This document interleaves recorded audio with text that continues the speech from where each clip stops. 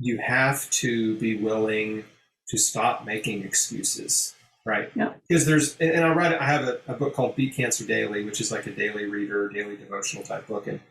And on one of those pages, I write something to this effect, which is, there's no limit to the amount of excuses available to you, right? There's no limit. You just have to decide to stop making excuses and start taking action, right? Because there's every excuse in the world is available for you to use, if you need an excuse, but your life's not going to get better, right? You either make excuses or you make progress. And it's just so wonderful. Your story's so great because, again, I think it's hard for people to believe. The big challenge for me and for you, for us, because we're on the same team here, the big challenge is just getting people to believe that healing is possible when they've been told by their doctor that it isn't, right?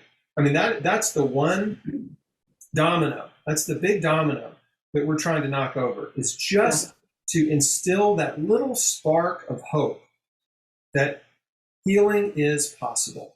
Because once a person believes it's possible, then they start thinking differently about their situation. And then they start thinking, well, if it's possible, then what can I do, right?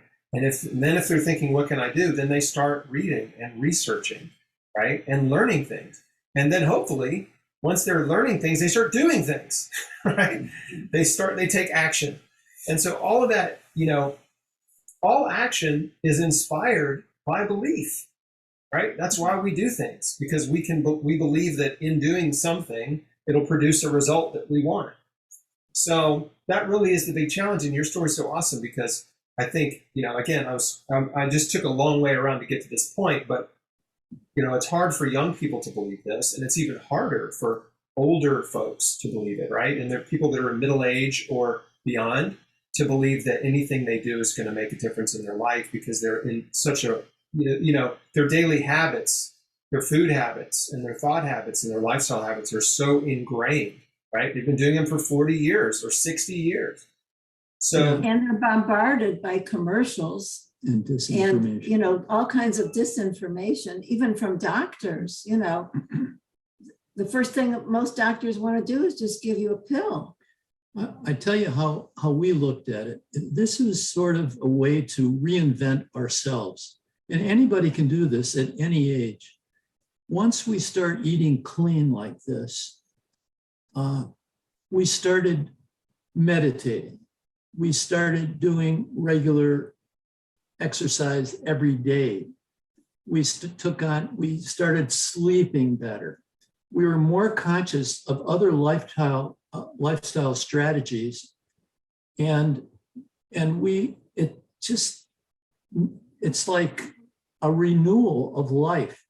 It is a wonderful feeling, and I think change is good. It's at any age. I think sometimes people get just stuck in the mud and they just don't want to get out.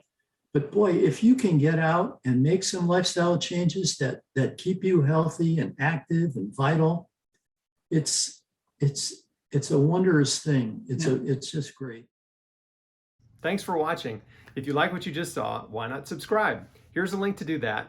And if you'd like to watch the full interview, you can find it at chrisbeatcancer.com. There's a link to it in the description right below this video.